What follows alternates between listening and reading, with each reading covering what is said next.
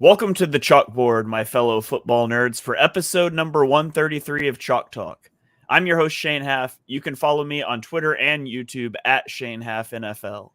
I'm joined today by the best co-host in the game. You've heard him on the Tough Cover radio show. It is Mark Henry Jr. Give him a follow on Twitter at Mark Henry Jr. _ Mark, how are you doing this afternoon? I'm doing okay. I've been fighting wars online over the past, I guess it's 48 hours, however, a little less than that, but the last 2 days. So I'm tired, but I'm starting to move past it. I'm looking forward to next week instead of looking back to this week. But unfortunately, in this show, we look back to last week. So Shane's bringing me back into the negative past now. But I got to do it for the chalk talkers out there. It's a bit of a toxic relationship here with the last week of football, but no, we were talking off air that this is there's a cycle to NFL content creation where at the beginning of the year, you're so excited for the new season to kick off. And as the season goes along, it just gets harder to watch some of these teams. Like there's 10 teams in the NFL that are super interesting right now. And on any given week, most of them play teams that just aren't. And so we're sort of getting into that wall where there's a lot of teams that just aren't super interesting or intriguing at this point. I'm ready for playoff football. We're still got 5 weeks. I'm ready to get to the playoffs, ready to get to some, wall-to-wall hyped matchups. But that's not where we're at right now. We're kind of in that dip. We're in the valley, week 13, 14 every year. There's always a lot of juice to week 17 and 18 because you're deciding the last couple spots, but this is a little bit of the valley. So, but we're going to dive into it here. We're going to do like we do every week. We're going to talk through every game from the week 13 slate, give you our top takeaways from them all. So just as a reminder, also a couple weeks ago, we added a new sort of segment called the 1 minute drill. Each of us has a flag they can throw at any point in time during the podcast. If there's a game that we don't want to talk about and our co-host has to, in 1 minute or less, well, really we're shooting for exactly a minute, cover everything you need about that game and we'll move on. We will jointly cover Thursday Night Football in a 1 minute drill, not because it wasn't an epic game this week, but because it's 4 or 5 days old by the time you're listening to this. So you don't need our takes on that quite as much. So let's dive in as we always do with the Philadelphia Eagles on Sunday afternoon playing host to the San Francisco 49ers. This was a very much anticipated rematch of the NFC Championship game. A lot of trash being talked throughout the offseason by the 49ers, and the 49ers backed up their talk. They walk into the link and they win in blowout fashion, 42-19. Now, it didn't look like that's the way this game was going to go at the beginning. The Eagles go on back-to-back field goal drives. The 49ers have back-to-back 3-and-outs. Brock Purdy was 0 of 4 passing. The Eagles were up 6-0. And then the 49ers offense woke up and they picked up their first down and they never looked back. They would score a touchdown on 6 consecutive drives until their final possession when the clock ran out.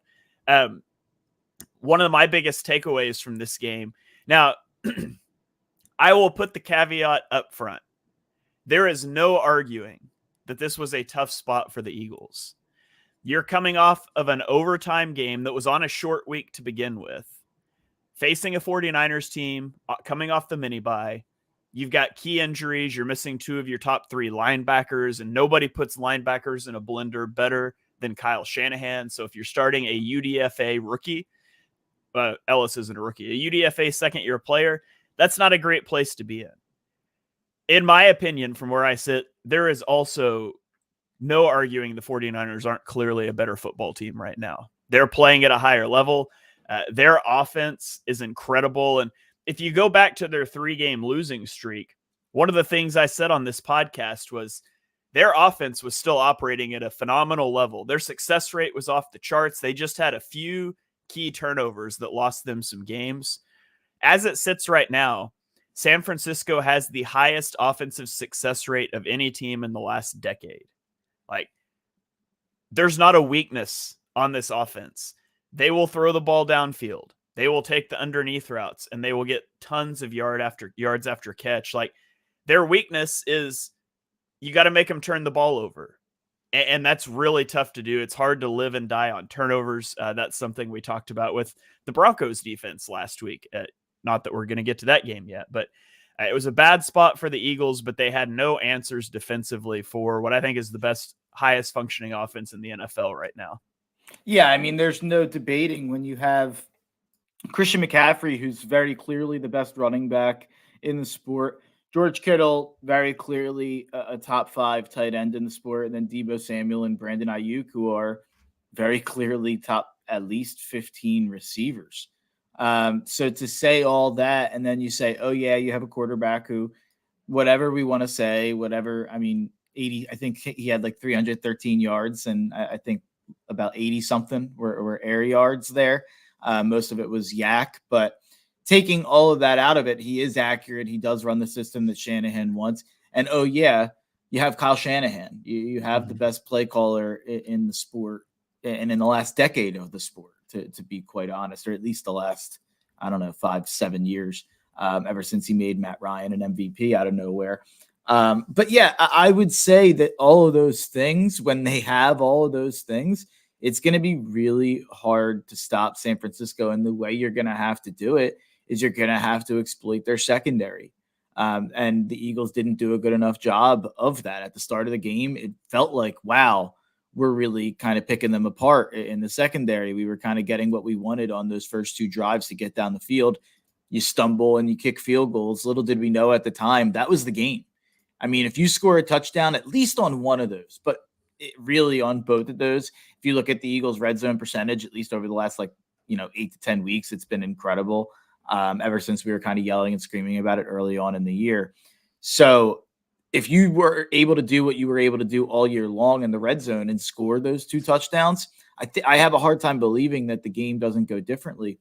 But when you squander both of those opportunities for momentum and both of those opportunities to get up early on a team that very clearly is incredible with the lead, and or at the very least very good in or close games, it's going to be hard to do that when you squander those opportunities, because you're not going to get that many opportunities. Because even if the secondary is, in my opinion, there to be picked apart with San Francisco, the front seven's incredible. So you have to deal with so much to get to their weakness. And that's great kind of team building by San Francisco in that way. So I will just say one quick kind of retort to what you mentioned in the 3 games that they lost, that their success rate was still phenomenal. And you can't take away the turnovers and say that that's not lucky. You can't say turnover luck doesn't exist. So I totally am with you. I totally agree. What I will say, though, is they scored 17 points in each of those 3 games.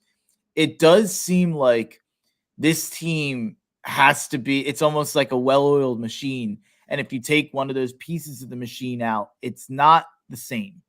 So, and this isn't wishing injury. And obviously, the Eagles aren't fully healthy going into that game. They were missing, I would say, Dallas Goedert's probably one of their, 8 to 10 most important players on the roster.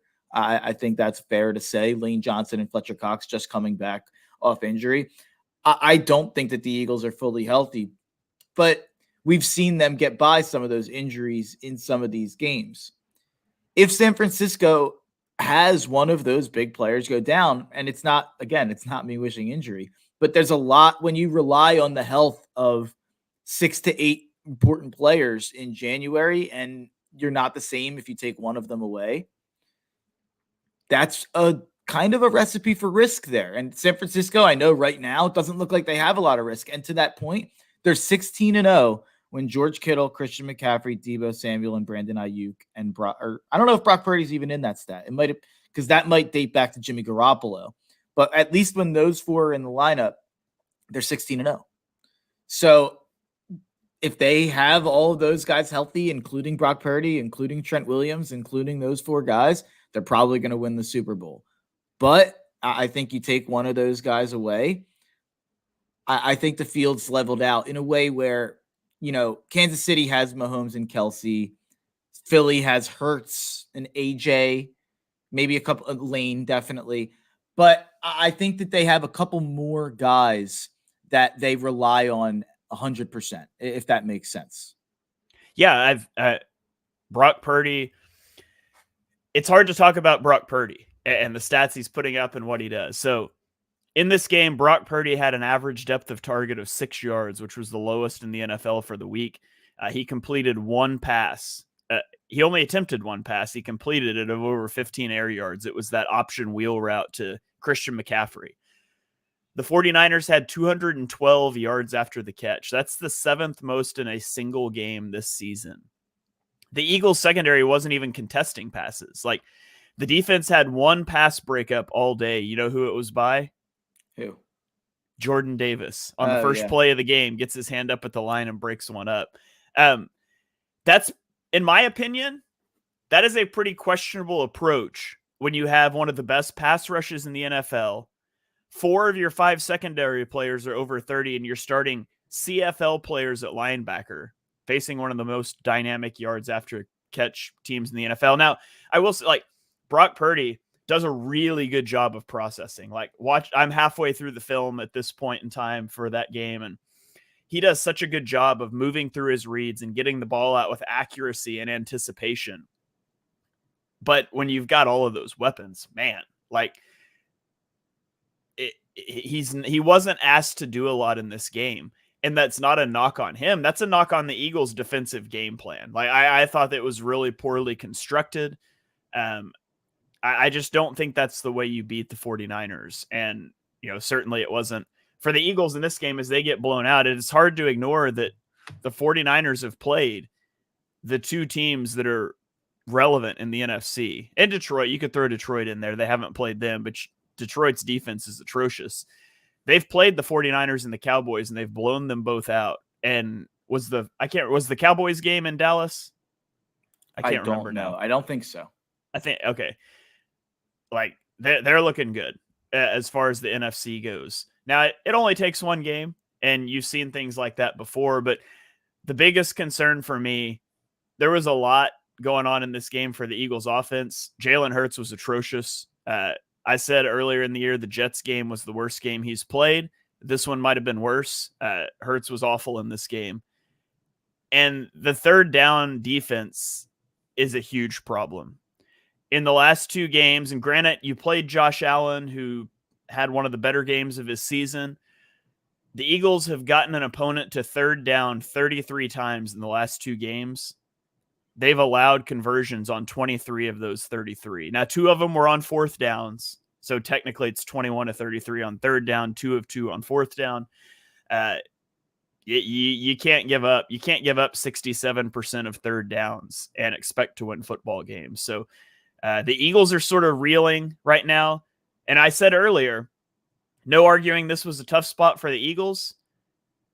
It doesn't stop, because now they go on the road to face the Cowboys, who are also coming off of a mini bye, and they suddenly have hope to go win the division again. And it's still a bit of a long shot with how the tiebreakers and things play out. The Eagles would have to lose 2 more games, but it definitely throws a wrench. It makes the top of the NFC interesting as far as the race for the 1 seed from here on out. So here's my question for you, because you've been kind of staying on top of these New York Times playoff scenarios and things like that. If the Eagles lose to Dallas this week and win out, you said they have to lose 2 more games with how the division tiebreakers play out. So if they lose to Dallas and win out, they win the division, Philly? Yes, because at that point, they would have common opponents, because both teams lost to San Fran, but the Eagles would have lost to an AFC team in the Jets, while the Cowboys lost to the Cardinals, which will be a common opponent. Yeah. So if the Eagles lose to the Cowboys and win out, they 100% win the division. Okay. And technically they would still have a 71% at getting the 1 seed, because the 49ers would have to win out, which means they would win their final 9 games of the year, which is certainly possible. Baltimore looms. If there's a defense in the NFL that could shut down the 49ers, aside from the Browns, it's Baltimore. And I mean, listen, I have another one for you potentially there. Okay. Maybe Kansas City. They didn't look as good this week, but Kansas City Yeah. has really good linebackers. That could at least help in that matchup. But Baltimore was the number. I was literally thinking about that before recording, like who kind of has the best linebacker set up, and it's Baltimore and Kansas City. Yeah. Yeah. Baltimore. I was gonna say I would kill to see a Baltimore 49ers matchup, and we get to see one on Christmas. I believe they're the Monday night game on Christmas. So We'll put that's on we'll that's a put on our game Lamar that's jerseys. yeah, that's gonna be a game that's gonna be so much fun to watch. So But I was gonna say for the Eagles here, if they beat the Cowboys, they have a 71% chance at the 1 seed. If they then beat the Seahawks, that jumps up to an 84% chance. So the Eagles are very much still in control. They desperately need this win in Dallas because you do want that 1 seed. You don't want to have to face the 40. You want the 49ers to have to go through 2 teams and maybe somebody gets lucky. Because, I mean, be honest, you don't want the 49ers in the playoffs. You want somebody else to knock them out if possible. yeah, definitely. There's no doubt about that. But yeah, I will just say if the Eagles lose this week, people will treat it as the end of the season. But it won't be. They will still probably end up winning the division. That's my take there.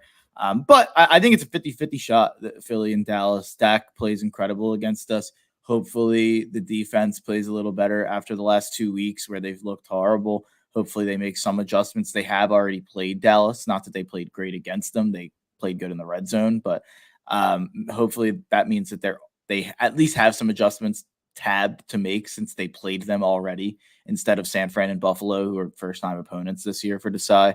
But I will say Dallas has an absolute gauntlet coming up. So, we've complained and I've complained where I've said it's unbelievable. But by the way, the fact that we got Kansas City on the road as our extra game this year with the new schedule, with the 17 game schedule, I will never get over it. We won the game, but I will never get over the fact that the AFC and the NFC, they play one on, I don't know if people know this, but the 17 game schedule, the 17th game, 16 AFC teams play 16 NFC teams. They're picked to try to make the best possible matchups. And of course, they picked the Super Bowl with Chiefs and Eagles, which gave us the hardest possible matchup with the Chiefs in Kansas City. And we won it. But I tweeted this out, and it's so funny. Like, you know this better than anyone, Shane. Like, you probably have these tweets and these thoughts and these video breakdowns that you think are like, wow, this is really smart, or this is really clever. Like, I had a really funny tweet here. And it gets your normal interaction. And then you have a tweet that you like send kind of without thinking, and it kind of explodes. That's what happened to me this week with my tweet about like, there's not a team in the NFL, in my opinion, that would have beaten Miami, Dallas, Kansas City, Buffalo, and San Francisco in a 6-week stretch. I just don't think that there's a team in the NFL that would have been able to do that. We got through the first 4. We lost to San Fran. Obviously, one more against Dallas before it finally eases up with Seahawks, Giants, Cardinals, Giants. Like, I wish that would have been a little bit more like kind of spread out. This has been insane, but at least Dallas coming up has a similar gauntlet of Eagles. I believe it's Eagles, Bills, Dolphins, Lions, right in a row. Maybe there's a game in between there somewhere. I'm pretty sure it's Eagles, Dolphins, Bills, Lions. It is. Yeah, it's home against the Eagles, on the road at Buffalo, at Miami, home against the Lions, at Washington to close out the season. That's a 4-game stretch right there. And, I think that they'll probably handle Detroit if I had to guess, no matter what happens in those first 2 games. But Miami and Buffalo, those are brutal games on the road for Dallas. So I had a lot of Dallas fans in my replies saying, we played the same schedule as you guys. And it's like, well, you haven't played the Dolphins or the Bills yet. And, like you play the Lions coming up. So I don't know, whatever. Dallas fans are celebrating, the Eagles losing as if they beat the Eagles. And Dallas fans, after the Eagles beating the Chiefs, Bills, and Dolphins and Cowboys by close games, and the Cowboys saying, oh, well, that's lucky. The Cowboys win a game because I don't want to actually, never mind. Save it for the 1 minute, the Cowboys Seahawks thing. I'll start ranting on the Cowboys. All right. Well, you ready to get into the Thursday night game? Okay, so let's do it. And again, this was a good game. We're going to 2-minute drill it Not because it wasn't a good game or 1 minute drill it. Not because it wasn't a good game, but because it was 5 days ago. So I'll throw it up here. I guess, am I taking the first 30? You're taking the last 30? Yeah. Okay, so here we go. We'll T-minus 1 minute. So Dallas hosts Seattle. They win 41-35. The defense could not get a stop, but in the fourth quarter, they finally came up big with fourth down stops on back-to-back-to-back possessions that ends up icing the game. Geno Smith threw for 334 yards and 3 touchdowns. He added a rushing touchdown, but at the end of the game, in must-pass situations, there was no answer for the Cowboys' pass rush. DK Metcalf ate Deron Bland's lunch. Bland did get a pick later in the game, though. Yeah, the Cowboys, after weeks of telling us, like I said, that our close wins against good teams were fraudulent and lucky, the Cowboys fans celebrated their narrow win against Seattle like it was a Super Bowl or a playoff victory, despite the fact that they only won because Seattle forgot what a QB sneak was. Just disgusting coaching by Seattle in that game. Good job to be in it. They shouldn't have probably, had been in the position to win it, but they shouldn't have lost it once they lost. All right. I will also just note, because obscure stats are my thing, this is only the 5th game in NFL history that did not feature a punt. So, wow, no punts in this game. A lot of fourth down turnovers, no punts. That's lower. That's a lower number than I would have guessed. If you would have said how many games in the NFL history have ended without a punt, I would have said like 80, 90. I'm shocked it's only 5. See, that's just bad podcasting. That's what I should have said. I should have said this game didn't feature a punt. Mark, how many games in NFL history do you think have gone without a punt? I would that's like the opposite. That would have been the opposite of when I asked Shane, CJ Stroud is a top what quarterback? Hoping you'd say 10, and you were like, I don't know, 3. I think I said 6, but yeah, you ruined it for me. I was like, oh, man. I apologize again for you being too low on CJ Stroud. No, that's not what I was doing. Oh my God. I shouldn't even have brought it up. All right, let's get into the Sunday slate. We're going to start off with a barn burner here as the Los Angeles Chargers traveled to New England and won 6-0. Phenomenal stuff here. The Chargers defense sacked the Patriots 5 times in the second half. Khalil Mack had his 4th multi-sack game in the last 5 games, which is kind of a wild stat. As the Chargers produced, this is an even wilder stat, produced their first shutout of the Brandon Staley era. The defensive mastermind who signed all the players he wanted. First shutout in the era, and it came against Bailey Zappi. The Patriots have now lost 3 straight games while allowing 10 or fewer points. 3 straight games. Mark, I'll ask you this time. What do you think the record of other NFL teams is this season when allowing 10 or less points? Oh, it's got to be like 70 to 80% win total or win percentage. 50-0. Oh, yeah. NFL teams are 50-0 when allowing less than 10 points. The Patriots have lost 3 in a row while allowing less than 10 points. On the Chargers side, this is the 3rd game since 2020. Justin Herbert's receivers had 6 drops in a game. No other active quarterback has more than one of those games in that time. The Chargers rushing attack was atrocious, 29 yards on 4 carries. These are 2 teams I could not care less about. Both of them need a new coach next year. It's time to go ahead and start that process. This isn't the game to be yelling about Brandon Staley, is all I'll say. It was Bailey Zappi, man. I get it, but the defense played well. They're the first team in NFL history, I think the Patriots are the first team in NFL history to be a 5.5 point underdog, hold their team to 6 points, and fail to cover. So that's just unbelievable by the New England Patriots. But Justin Herbert, can we talk about Justin Herbert again? Hold on. One more thing before you do that. I don't want to hear either, oh, the Patriots defense has been good, back-to-back games under 10 points. It's Bailey Zappi and Tommy DeVito. Like, I'm not interested in the Patriots at all. No, I agree. I agree with you. That's why I think Herbert, it's pathetic that this is a 6-point game. I get that there's some drops. He was 22 for 37. He had 5.7 yards per average. The air yards aren't great. he took 0 sacks, which you could say like good job by Herbert, but it also means he probably wasn't being harassed if I had to guess. And then I watched the game like live. I didn't feel like he was under insane pressure. 49.4 QBR, 75.5 passer rating. Like I just that's not good enough for what people tell me Justin Herbert is when I get clipped out on radio and I have all the Herbert stands yelling at me. I get that there's a lot of problems with the Chargers, but whatever. I don't even want to get into it. The fact that the Patriots had the ball at the end of the game with a chance to go and try to win it against Justin Herbert. It's just good quarterbacks, not good quarterbacks. I shouldn't say that. Top 5 quarterbacks.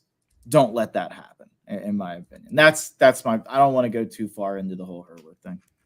All right. Well, let's keep it rolling then before Mark gets clipped again. Also, Quentin Johnston. I will say this. I'm pretty sure the 8 receivers that were drafted after Quentin Johnston have like 200 plus more yards more than him or something. I could be getting that stat wrong. I heard it on a pod. I don't know what it exactly is. I think it's like he has like 200 something yards or 300 something yards, and maybe the 8 receivers after him all have 500. Or it's something along those lines. Yikes. Not great. Yeah. I mean, they could have drafted Zay Flowers. They could have have drafted Marvin Mims. They could have drafted a lot of guys. Yeah. I mean, that was a loaded receiver class. Neither of us loved Quentin Johnston. Could have drafted Jordan Addison. They could have?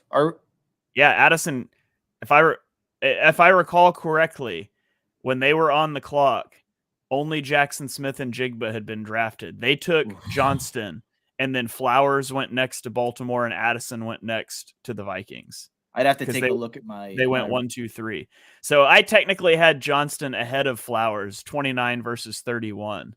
But I had Addison higher than both of them. I do remember, though, even though that you said that, I remember at the time of the draft pick and going into the draft, we said that Zay Flowers would have been a perfect fit for what they needed in that offense. Yeah, so I did not like the fit. I liked the. I didn't love the player. I mean, I had him at 29. Yeah. But I didn't like the fit at all. Zay Flowers was the guy. I probably had him close to that, but in my opinion, Jordan Addison was the guy. You know how high I was on Addison, and I think he's been fantastic. If this Chargers team had Addison, you'd like to think that the season would be a lot different right now. But yeah, we both had. Let's see. I'm looking. It looks like we both had Jordan Addison as our wide receiver too. Yeah. So by the way, Jackson Smith and Jigba, we didn't mention it in Seahawks Cowboys. Starting to look like the guy that we thought he would. Always. That's the astronaut meme. He always has been. Yeah. No, I agree. But they're starting to use him. Yeah. Okay. To New Orleans, where Detroit jumped out to a 21-0 lead early in this game. Like by the time the Saints ran 4 offensive plays, they had an interception and a 3-and-out. You're 7 minutes into the game and the Lions are up 7-0, and I switched to another game. And then this turned out to be a close one. Detroit wins 33-28. They punted in 4 plays or less on 4 of the next 5 drives and let the Saints back in it. But Detroit was able to ice the game, running out the final 3 minutes once New Orleans pulled within 5. For the 3rd time this year, Derek Carr exited the game with an injury, and Jameis Winston came in unable to complete the comeback. Detroit's defense is still a train wreck, man. I gave the stat last week, 32nd in success rate, 32nd in EPA per play since week 7. They gave up 362 yards to the Saints in this one. This is a major concern. This is why I do not take Detroit seriously as a playoff team. Man, I not to just make this a whole draft show, but Christian Gonzalez, man, he was such a good player. Like, if they would have taken Christian Gonzalez in the 1st round, like if they wouldn't have drafted Jack Campbell, who's been bad, just whiffs. And not that Jahmyr Gibbs hasn't been good, but this defense is so bad, and they had a chance to really jumpstart that. So, and that's the concern moving forward, is the defense is just really bad.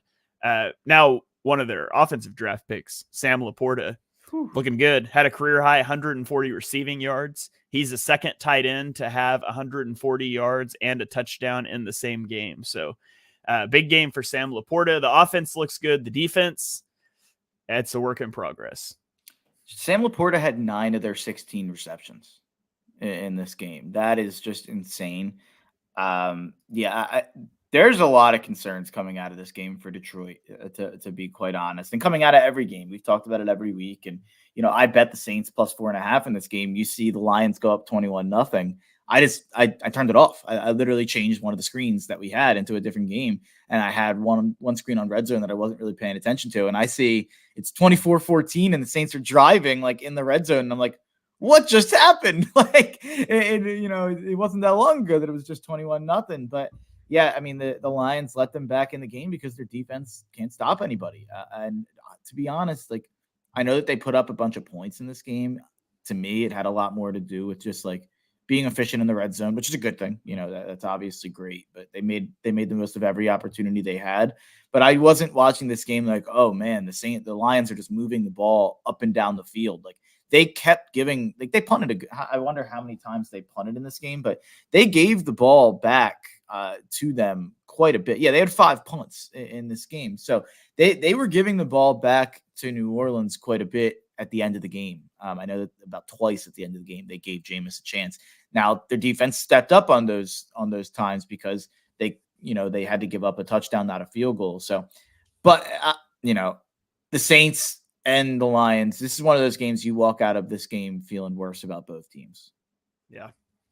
All right, let's roll on to New York, New Jersey, technically. Atlanta travels to the Jets. They win this game 13-8. Mark, I'm going to put you on the clock here. I want to talk about this game.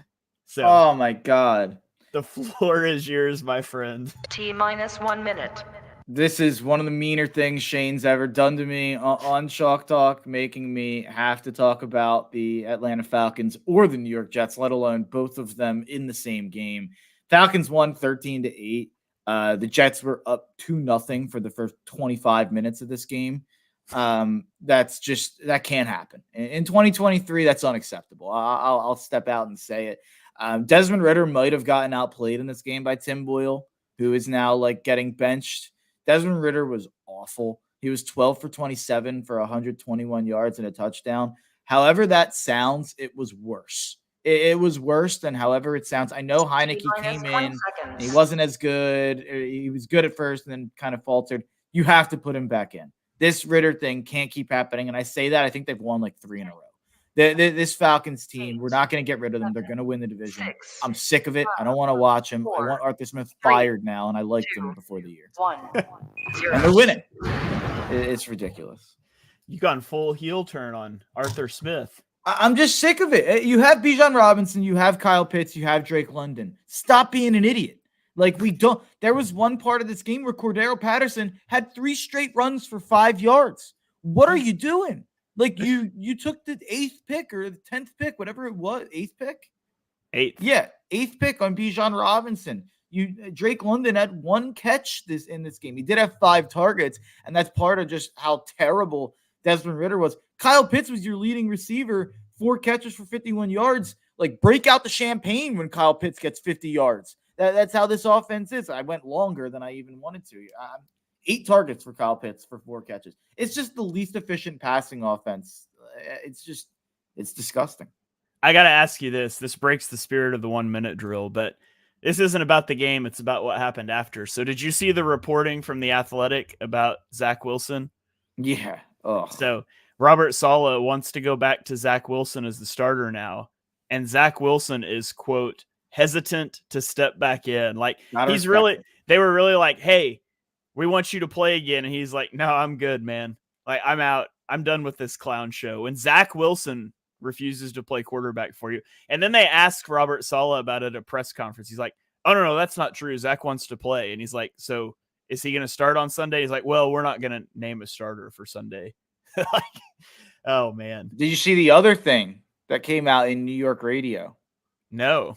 I don't know who he is. He's some blowhard. He's old. I'm sure he's like Angelo Cataldi, but the New York version on WFAN, their biggest radio station. I guess he's friends with Saleh.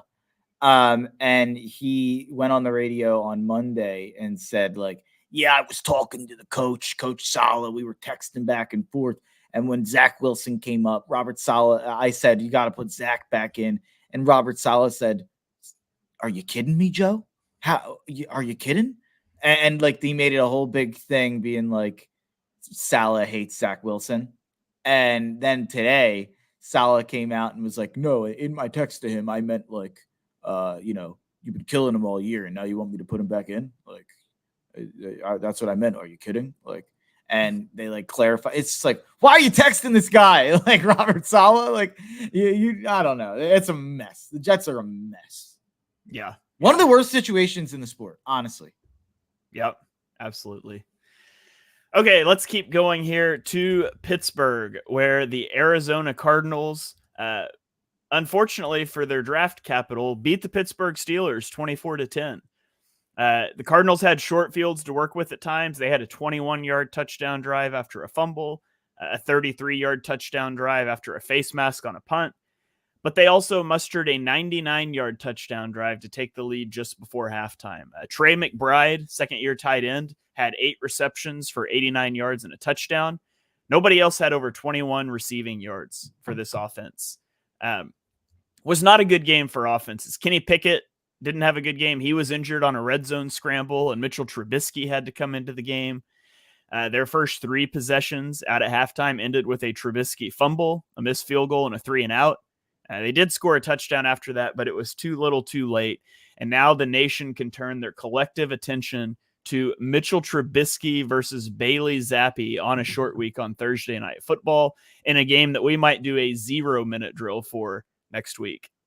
So you don't know about this, Shane, but so the big storyline in sports this week, the NBA in-season tournament. Are you aware of this, Shane? No. You're not aware? I'm not a fan of the idea. They're doing this whole thing to try to make people care about the regular season. They're doing an in-season tournament. I believe the finals, or at least maybe the final 4, the 2 games in the final 4 of this little in-season rinky-dink tournament out in Las Vegas, will be on Thursday night. So people are speculating. They think like these really good NBA teams playing in the in-season tournament, this whole idea that the NBA's poured like not billion, I don't know, a lot of money into this in-season tournament, and Steelers Patriots on like a streaming service is going to beat the in-season tournament in ratings. And it's just like, you should love this more than anyone, as like Mr. Other sports don't matter and football's king, because that truly means that the worst possible football that the NFL can offer will beat like at least like what the NBA is hoping the best potential version of regular season basketball could be. Like, and I don't think it'll be close. Like, I think it'll probably blow it out. So that's just like a feather in the hat for the NFL heads out there. I don't know why that's what I'm talking about. I mean, that's more interesting than this game. To be knowing that now, I'm going to watch this game just out of spite. Watch the NFL game? Yep. Just maybe I won't watch it, but I'll have it on my phone, just like laying on the bedstand or something while I do take down the NBA. Take down the NBA. Death to the NBA. But this was so clearly a game the Steelers were going to lose. Like, I should have just bet Arizona. I had a big bet on Arizona last week against the Rams, and they were so embarrassing. But the Steelers are so historically bad against bad teams and as big favorites. This is the game that they led up in. It seems like that happens all the time. And this obviously had a little bit of a different slant to it. Pickett gets hurt. They had a ton of center issues. They couldn't snap the ball. I think they had like 4 fumbles relating to their center, whether it be on like under center or shotgun. Trubisky had one of the least athletic plays you'll ever see, trying to like pick up the fumble and getting smoked. And I think it was either recovered or returned for a touchdown by Arizona. But yeah, this was an ugly game for Pittsburgh. And it's one of those games that it's like, man, can we please see Houston in the wild card, and please see like, I don't know, I guess I have to really think about like who's interesting and who's not. If Buffalo can go on a run, like, can we get Buffalo into the playoffs? Can we get Houston into the playoffs? Honestly, I think Indy is like more interesting than Cleveland and Pittsburgh. At least they score points. Like, I just, Cleveland and Pittsburgh, they're both sitting here around the same record in the playoff picture in the AFC North. And it's like, I don't want to watch them in the playoffs. Yeah. Yeah. Can we, Yeah, it was a brutal game. Last note I have here: James Conner ran for 105 yards and 2 touchdowns in his first game against his former team in Pittsburgh. So, won't call it a revenge game. I think they parted on amicable terms, but James Conner facing his former team game, I guess we could say. Definitely a revenge game. Absolutely. Fills the qualifications. Anytime, He's from Pittsburgh, too. Anytime a team lets you go, it's a revenge game. He's from Pittsburgh. Hometown boy. They didn't pay him. Absolutely. Yeah. All right. Let's move on to the team you mentioned, the Colts, who went to Tennessee and they won in overtime. 31. Timeout. One time only thing, Shane. There's nothing more I love than being able to sit back while you run down the box score. Let me just say, this was the game of the year, Shane. This was the best game that was played in the NFL this season. So one time only, I'm going to run us down a little bit on the game. And I should have told you this going in. This is the game of the year, ladies and gentlemen. This is the craziest game of the NFL season. I think it might be crazier than anything college had to offer this year. This was I don't even know how to describe it without cursing. But the Colts win 31-28 in overtime. And I don't even know how to start covering this game because there's so much craziness. Derrick Henry was eating them alive in the first half. Later on gets hurt. One of the more vicious hits you'll ever see. Like in terms of clean hits, right up there with how Swift got hit at the end of the Eagles game. 2 just brutal hits, and Henry is now in concussion protocol. But in this game, the Colts had back-to-back punt block on back-to-back punts. They blocked it. What? As they'd say around the NFL. The Colts at multiple points in this game had me screaming at the television about their red zone. They kicked from like I believe the 2 and the 4 in this game for field goals, which Shane Steichen, come on, brother. You know, what are you doing? We're kicking from the 2-yard line. We're kicking 22-yard field goals.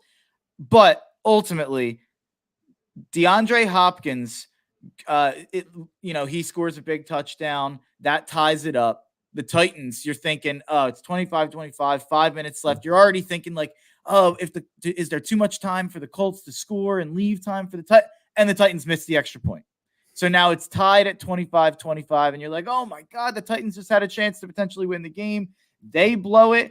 By the way, do you know why they missed the extra point? Because yes. You're adding to the layers. You're right. Bad job by me. I said I wanted to take over, and I did a bad job. The punter got hurt on the second punt block because he got smoked after the ball got blocked. By the way, special teams coordinator, see ya. You're gone. He got fired on Monday.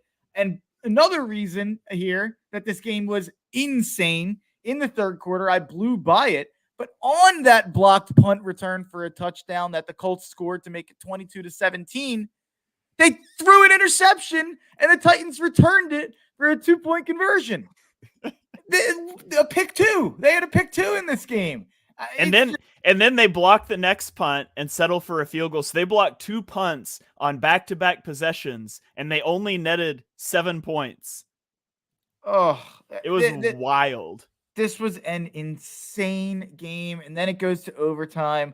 The Titans are moving down the field, and they get the field goal, not the touchdown, and then the Colts go right down the field. Amazing drive by Minshew, amazing drive by Steichen, and I'll just say this was the best Minshew game of the year. Minshew was fantastic in this game. He took a couple bad sacks, like in pretty rough situations in the red zone, but besides that, 26 for 42, 312 yards, 7.5 yards per attempt. 2 touchdowns. He was awesome. Minshew was he was an above average quarterback in this game. And I think at this point, the way Minshew's playing, the Colts are now 10-2 to their team total over. They're scoring points. The defense and special teams are at least making plays, which they're making up for it. But also on the other end, the Titans played well. They had a chance to win this game, 2 blocked punts. And, it only netted 7 points, but the Titans, not the laughing stock of a last place team that a lot of teams are. This was an incredible game. I don't know if I should feel better about the Colts coming out of it, but it just confirms the point that Shane Steichen is at least a great play caller, and Minshew, they have a competent quarterback. Michael Pittman we've been critical of Michael Pittman at times on this show and critical of the Colts receiving core.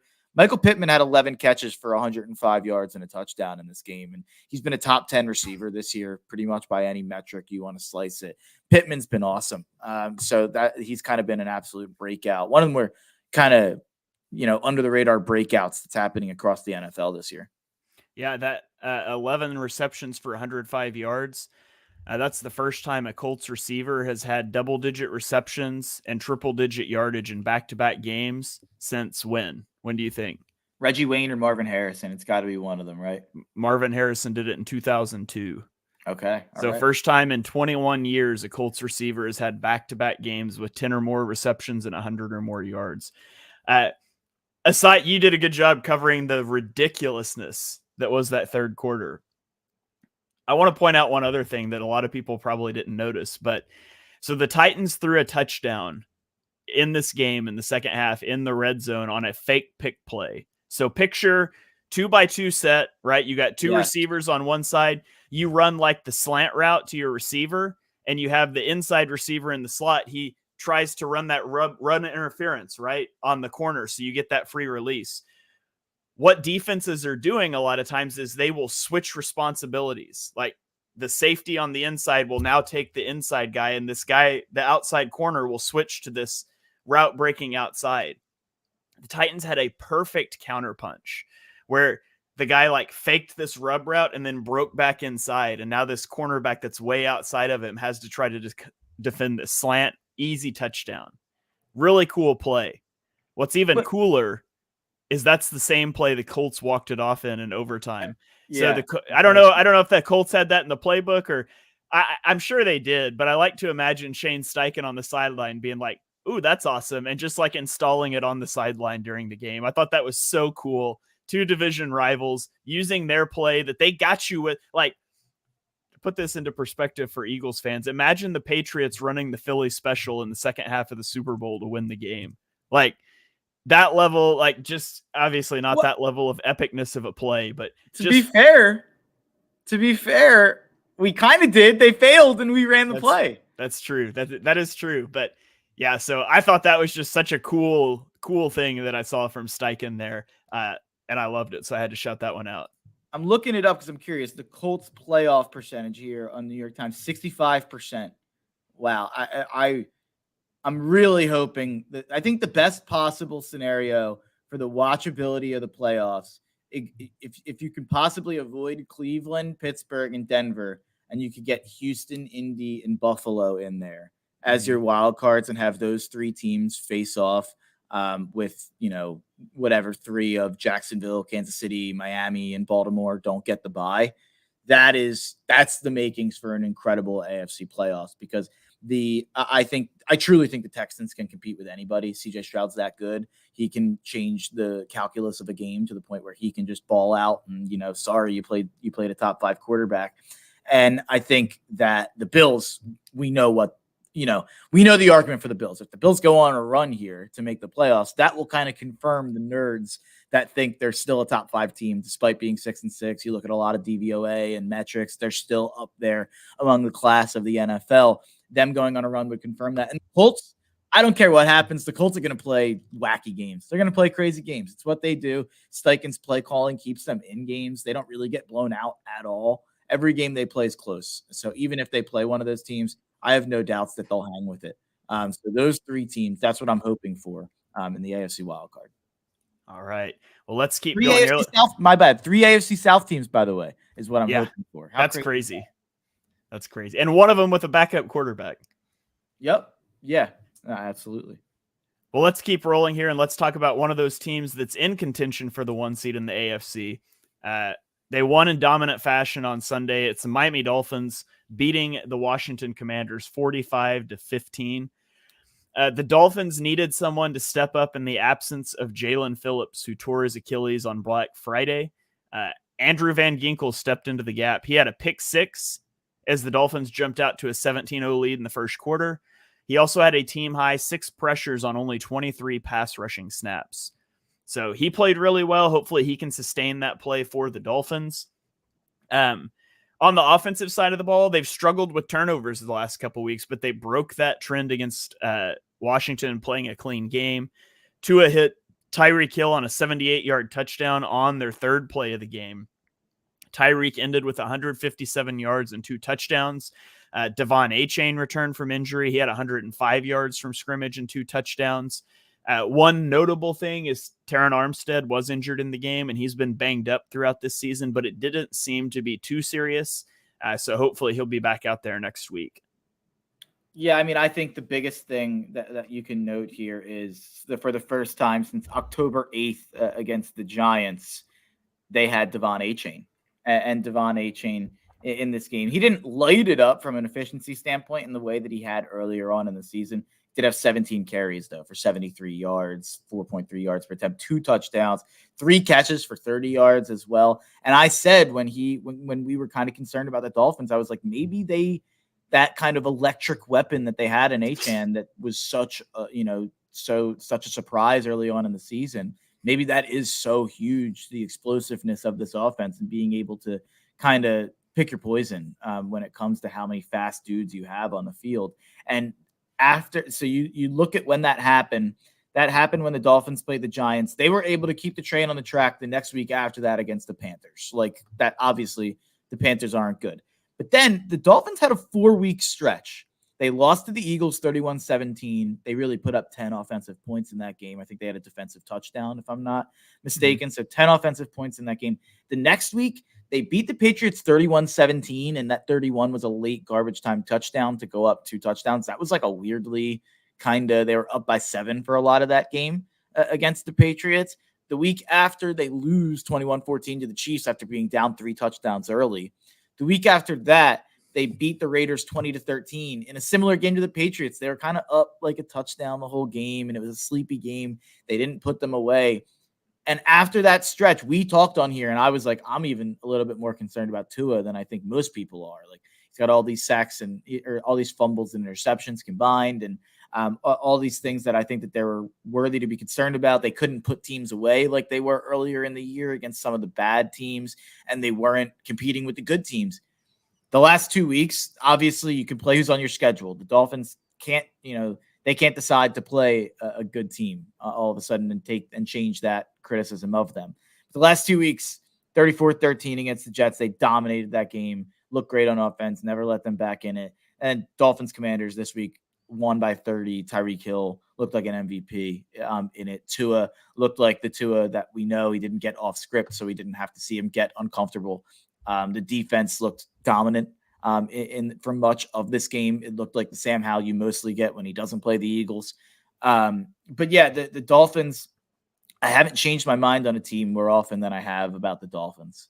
I just keep going back and forth on whether or not to take them seriously as a real contender.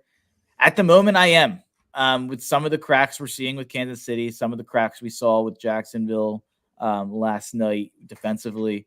Baltimore, I'm not as 100% sold on as I think Shane is, and I think a lot of people are with Baltimore. So yeah, I think Miami's back in the mix for me as a legitimate contender. I don't know where you're at with Miami.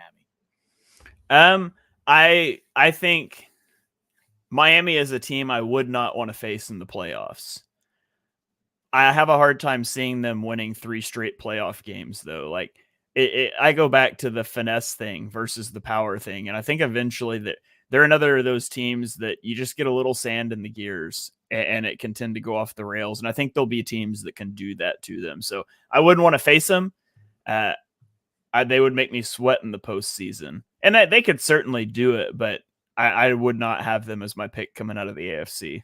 I'll tell you this, them getting a 1 seed, and you think about it and you say like, oh, Miami doesn't have this like incredible home field, but them getting a 1 seed, what that would do is it would avoid them having to go to cold Baltimore. It would avoid them having to go to cold Kansas City. It would avoid them having to go to Jacksonville. Not that that's, cold or anything, but Jacksonville's probably a little bit less scary than the other two.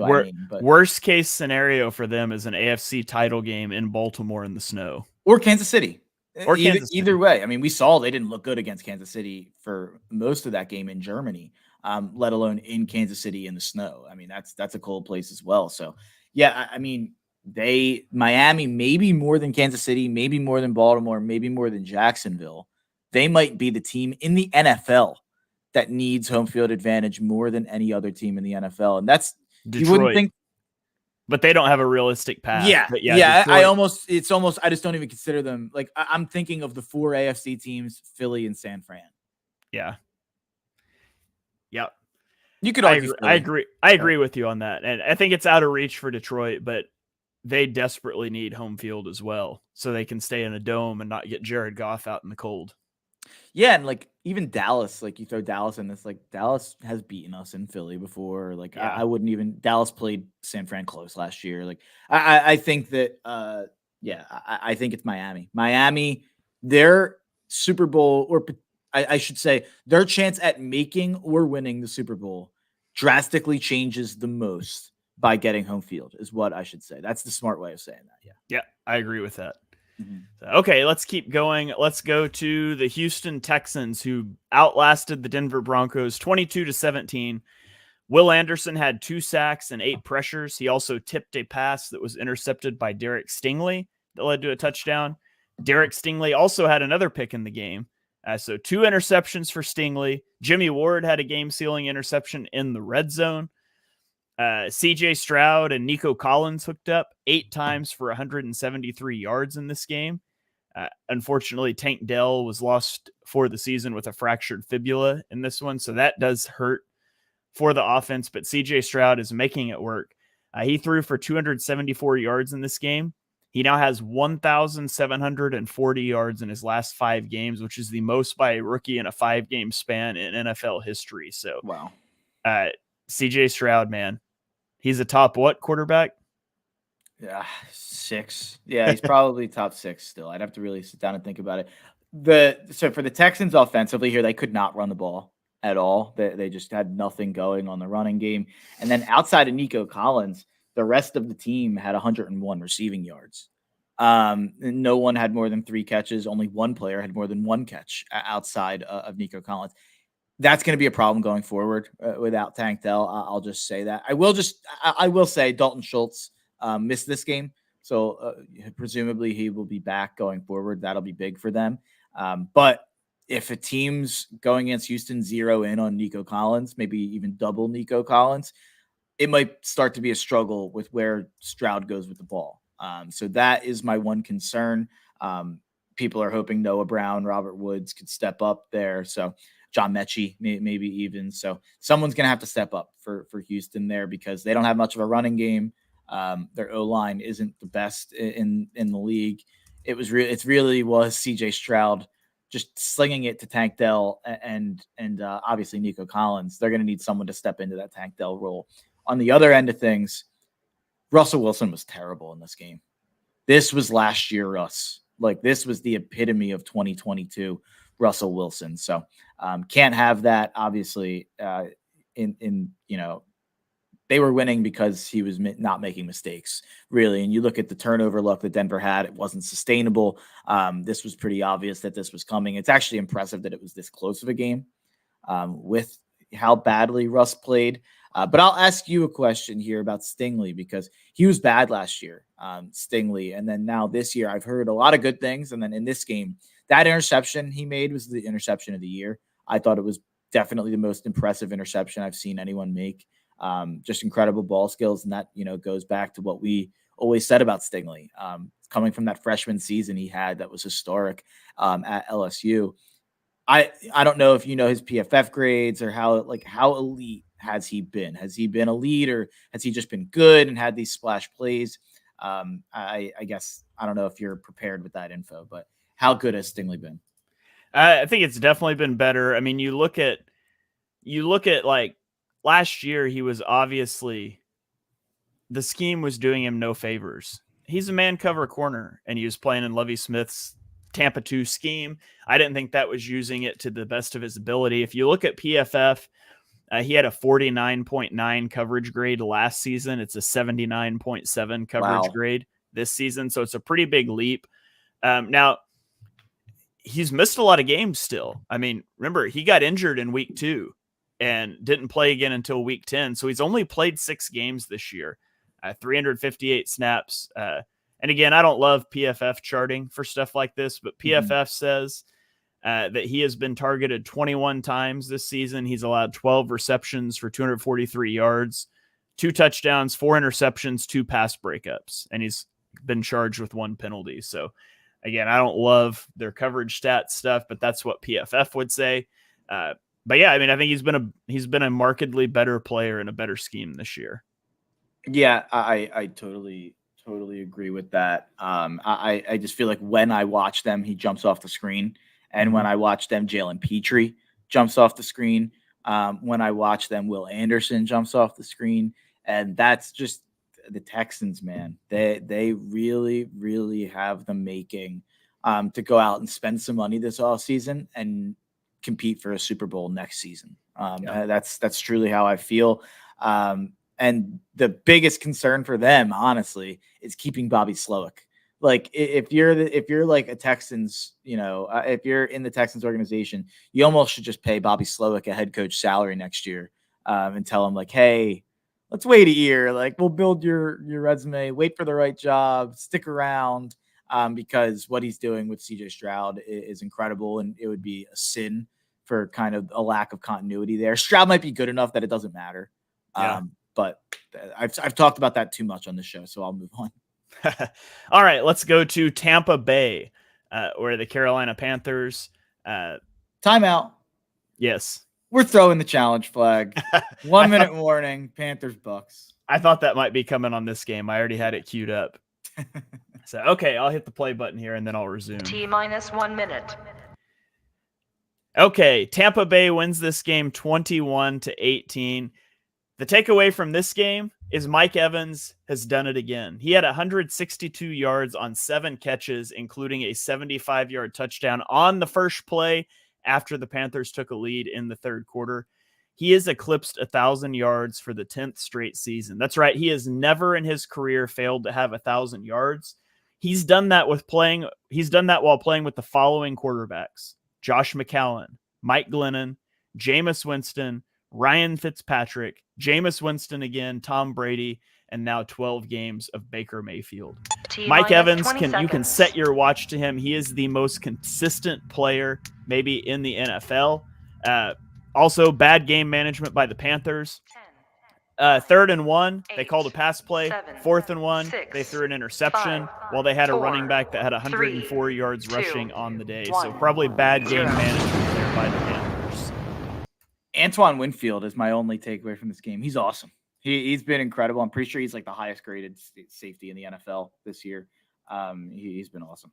Yeah, I've been a big Antoine Winfield guy for a couple years. Love that guy. Okay, Let's keep it rolling here. Last game on the Sunday afternoon slate. This was the other option for your flag. It's Cleveland at the Rams. The Rams win. It was between those two. Yeah, it is. Cleveland loses 36-19.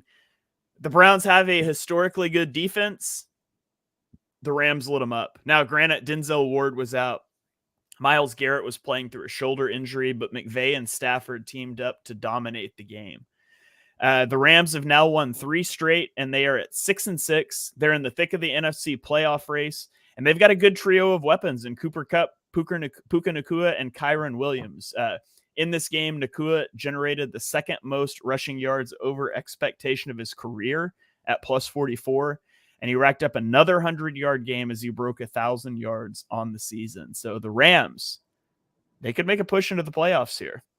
I'm officially saying that I was wrong about the Rams, but I think I was wrong in ways you couldn't possibly imagine. Look how good this Rams rookie class has been. Like, they have like 2 or 3 starters who have been really good from their O-line who are just out of nowhere from either a rookie or like a second-year player who didn't play last year. Kyron Williams and Puka Nacua are just next level finds by this organization. Obviously, Kyron Williams from last year. Puka was a rookie this year. Both of them found on day 3. These picks that the Rams have made with a lack of resources and a lack of picks, it's incredible. When obviously we knew what McVay was. We knew what Stafford was if he was healthy. We knew what Aaron Donald was if he was healthy. They went out and they found it. They patched together a good offensive line. They found a legitimate, like, I shudder to say this, but like Kyren Williams is playing like a top 5 to 7 running back in the sport in the way that he's running, blocking, and receiving. He's one of the more full-time, full complement running backs. He had 21 carries in this game. They only had one other running back carry. They did not have another running back who got a target in this game. He is their running game. He is like a huge part of their offense out of nowhere for Kyren Williams. He missed like half the season. They looked bad when he was out. I think he's just a massive, massive part of their success. And he went to Notre Dame. And Puka I will Nacua, never get over the fact that I was so high on him. we both were. And I talked myself out of it because of athleticism concerns. He's someone to kind of think about going forward when we evaluate some of these running backs, that you do kind of have to evaluate the tape over the athletic, the RAS. And obviously, but I guess the flip side to that coin is Devon Achane. Like, look at him, like relative athletic scores. He was incredible. Like that was the reason to go ahead and take him. Well, the thing that scared awesome. me with this, I thought he didn't look explosive on tape. The thing that really scared me off is when he didn't run at the combine. Because then I was like, okay, he's trying to hide something.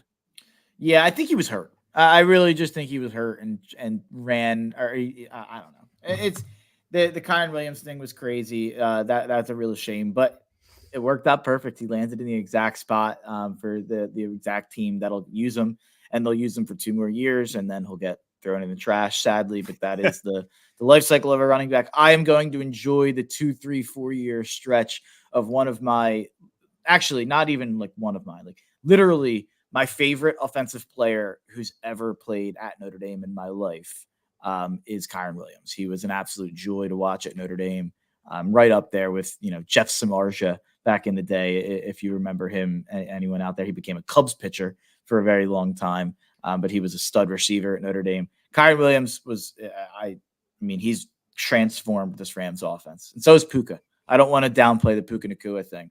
Puka Nacua, I struggled to like fully buy in on Puka early on in the year, even though he's been killing it for me in multiple fantasy leagues.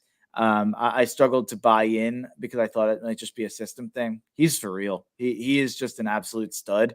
And now they have 2 absolute studs at receiver, an absolute stud at running back, a solid player in Tyler Higbee, a good O-line, and a healthy Matt Stafford. That offense is, with Sean McVay at the helm, is going to be good enough. Mm-hmm. They'll probably make the playoffs. I don't know. Who knows? All right, let's get into Sunday Night Football, where the Kansas City Chiefs traveled to Green Bay, and they got beat, Mark. Jordan Love outduels Patrick Mahomes, and Jordan Love played awesome in this game. He opened with back-to-back 75-yard touchdown drives. Love went 10 of 11 for 109 yards and 2 touchdowns. On his 4th drive, which was in the second half, by the way, the Chiefs were only down 2. He went 5 of 5 for 66 yards and led another touchdown drive. The Chiefs offense put up a field goal on their first 2 drives, but they took 7 and 8 minutes respectively. They didn't have their 3rd possession till after halftime. That is wild in today's NFL. Ultimately, they scored 2 touchdowns and 2 field goals on their first 4 drives. Like, that's a good day in the office, but they went 0 for 3 on their final 3 drives, and they lost the game 27-19. This is Jordan Love's 4th game this season with 3 or more touchdowns and no interceptions, tying him with Brock Purdy for the most such games. He is the 5th quarterback in the Super Bowl era to have 4 of those games in his first 13 starts. I have 2 main takeaways. One is that Jordan Love cost himself a lot of money signing that 1-year deal for next year. Number 2, and I don't like talking about this, but man, NFL officiating is atrocious. Mm-hmm. It's just atrocious. The last drive of this game, it cannot happen. It just can't. There's an unnecessary roughness call for a linebacker hitting Patrick Mahomes when he was still in bounds. Both of his feet still in bounds. And like, Mahomes does this against the Eagles. He runs to the sideline and he tiptoes up the sideline until somebody gets there. Like, it's genius. Yeah, and credit to him, you're playing within the game. It's the Kenny Pickett fake slide thing from Pitt a couple years ago. Like, it is within the rules, but he will run right up the sideline until you get there and then step out of bounds. If you don't hit him, he's not going out of bounds. If you do hit him, you get flagged for hitting a guy while he's in bounds. That cannot happen. Both of his feet were in bounds, and you flag it for unnecessary roughness. And it wasn't just the Packers getting screwed. Yeah. There, no defensive pass interference on that Marquez Valdez-Scantling play. Clear and obvious pass interference. They stopped the clock on an MVS catch when he was not moving forward. And by rule, you have to be moving forward when you go out of bounds to stop the clock. He's getting pushed backwards out of bounds, and the official stopped the clock. And the Hail Mary, I mean, they're not going to call PI on a Hail Mary. And I don't necessarily hate that because I don't want to be given 50 yards of a penalty on a time expiring play and put it at the 1. But that one aside, like, brutally officiated. Officiating has been brutal. This feels like replacement era refs thing to me. Like, it's been awful all season. I hate talking about it. I just want to watch the games and let the players decide it. And we didn't talk about it even on Thursday night, but the Thursday night game was atrociously officiated. There was like almost 300 yards of penalties in that game, 219 penalties for 259 yards. Like, officiating is out of control. Yeah, it's terrible. And you covered it greatly there. And I've kind of complained about officiating for a long time here. So I don't want to spend too much time on it. And you covered the Jordan Love stuff. Great. I don't want to spend too much time on that. Everyone's going to talk Jordan Love. What I want to talk about is Matt LaFleur. We said all offseason that this was, put up or shut up year for Matt LaFleur, kind of a prove it year for Matt LaFleur. I'm sure his butt was a little hot. I'm sure he was on the hot seat just a little bit, at least, coming off a bad year with Rodgers. And, he was part of the crew that wanted Love in there, I'm sure. So I think that we were pretty critical of him at points of this year when they were losing some close games. Jordan Love wasn't looking very good at times this year. But what he's been able to do these last 3 weeks in getting this offense to look the way they do without Aaron Jones for a lot of this time, and Christian Watson missed some of this game after really playing incredibly. Christian Watson has broken out as of late, but missed this game. I'm pretty sure Luke Musgrave is missing time, didn't play in this game. They're missing 2 guys on their offensive line.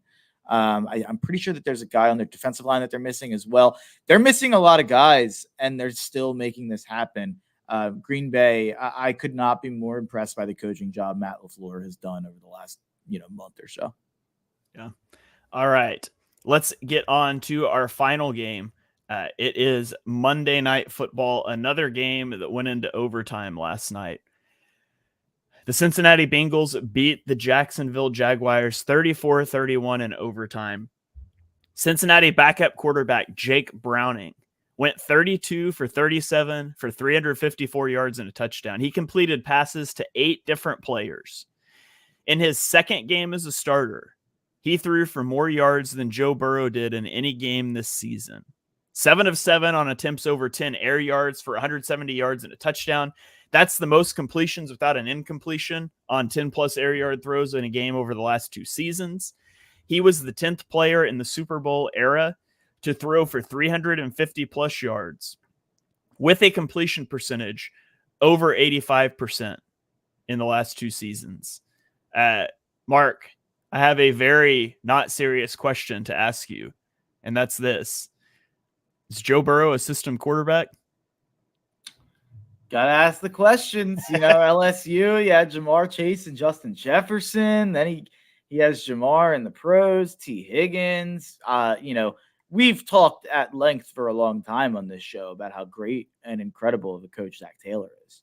Obviously, we've always given him his flowers. We've never criticized him. We've never said he's a system coach or anything like that. I mean, clearly it was always Burrow. We were always right. It was Burrow, the system quarterback, and Zach Taylor he's just the genius Wizard of Oz pulling all the strings. Yeah. So if you're a Bengals fan listening to this podcast, you can find Mark on Twitter at Mark Henry Jr. Now, obviously, all very tongue in cheek. Joe Burrow is incredible. The game's better without him, but very impressive performance by Browning.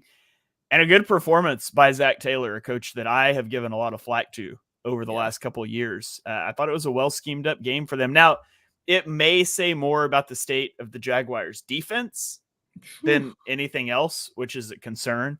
And disaster did strike for the Jags in this game. Aside from losing the game, I mean, this should have been an easy win as they stayed in contention for the 1 seed. Not only did they lose, but they lost Trevor Lawrence to an ankle injury.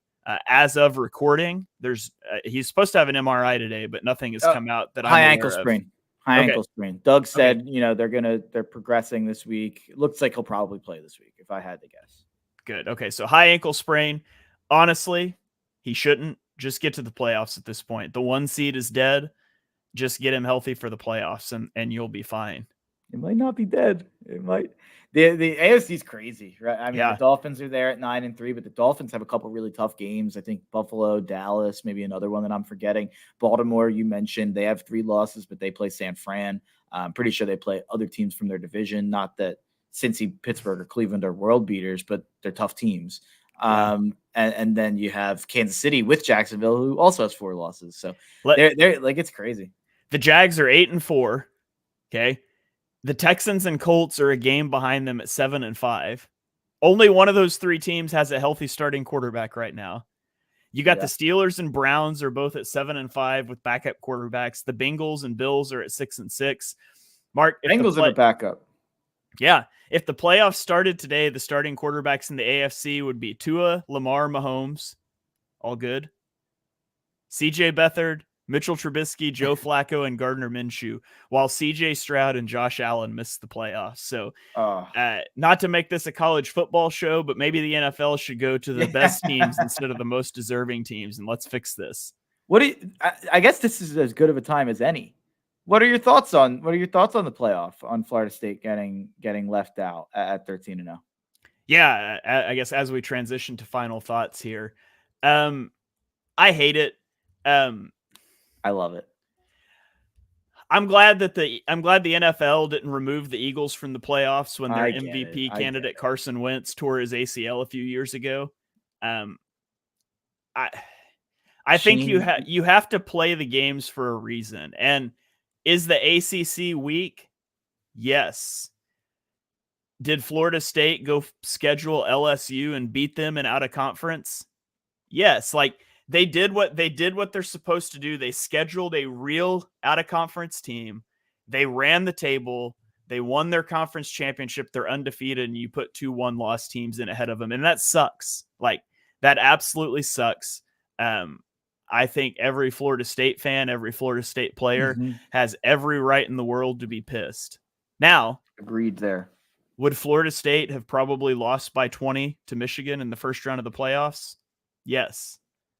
But probably. And we are not going to know for sure. And that's what sucks. This is why it needs to be expanded, and they're expanding 100%. It. If there was ever a year to just like emergency, we're expanding to 6 teams for the playoff, like I'm sure you can't do that. But man, if you could have done that, give the 2 undefeated teams a bye, well, I guess there's 3 undefeated teams, but give Washington and Michigan a bye, have these other 4 teams, because Georgia, I mean, it sucks for Georgia too. Have those 4 teams, like one of those 6 teams is the best team. And 2 of them don't get a shot. And I hate that, but. No, you're right. In all fairness, it's not fair. No, but someone was gonna be unfairly screwed. Like, and I know people want that to be Alabama. It seems like people just wanted. That's what people want. But they beat Georgia. Like they beat the number 1 team that was the presumptive title favorites for the entire season, the back-to-back national champs. And I just think if a team is going to get left out, it should be a team that lost a game. It's just the problem is. Georgia or Florida State's best win was Bama's 4th. Yeah. So when you have wins against Georgia and Ole Miss and LSU, and you like, it's almost, should Florida State be penalized for going out and playing LSU? No, but should Bama be penalized for adding Texas to a gauntlet of an SEC schedule? It's like, and honestly, the only reason Florida State got left out is because this nightmare scenario where they couldn't screw Texas because Texas beat Bama. That's really what happened. Texas probably should have been the team that got screwed, but that is the games have to matter at that point. Like Texas beat Bama in Tuscaloosa with their quarterback. Like Texas had to get in. If Georgia beats Bama, Florida State probably gets in over Texas. Like that's probably how they would have played it out. Yeah. That's not fair. But the problem above everything, honestly, and maybe I'm wrong about that. Maybe Texas would have gotten in over Florida State, but the problem above everything is we just had too many uncompetitive first-round playoff games in college football. It's really done irreparable harm to the sport. And then last year was the national championship. I mean, 63-7. That's in my opinion, that was more damaging to the sport of college football last year, that national championship, than anything that's happened in the last 2 decades. You want to argue NIL, playoff changes, system changes, scandals. The most damaging thing that's happened to college football in the last 20 years is the national championship being decided by 56 points. Well, and the team that was 56 point by the best team in the college football by 56 points last year is on the outside looking in with one loss this year. That's why I'm honestly willing to hear the Georgia upset, like the cries from Georgia more than Florida State. But like you said, if you're a Florida State fan, if you're a player on that team, if you're in the organization, you go to that school, like I would be absurdly upset. Like I would be storming the NCAA Capitol. I mean, like, this is like, I forget what year it was. 03.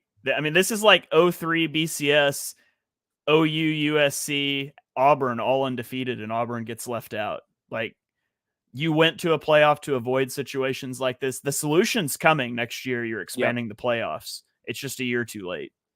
It's a year too late. By the way, another facet of this interesting kind of thing, the Big 12, or if you look at all 4 teams, the conferences that they'll be in next year, it's the SEC and the Big 10. Texas will be in the SEC, and Washington will be in the Big 10. Pac-12, see ya. ACC, you got left out. Have fun in the future going against the 2 mega conferences. And the Big 12, sorry, your breadwinners just left. Texas and Oklahoma. Sorry, you're now irrelevant. Like that's you enjoy basketball. It's kind of, instead of, you're not a basketball guy, but on NBA Twitter, there's a meme that goes around anytime a player does something bad, or if a player's washed up, where it's Adam Silver, the commissioner, saying, "Learn Chinese, buddy." My meme to the Big 12 is, enjoy basketball, buddy.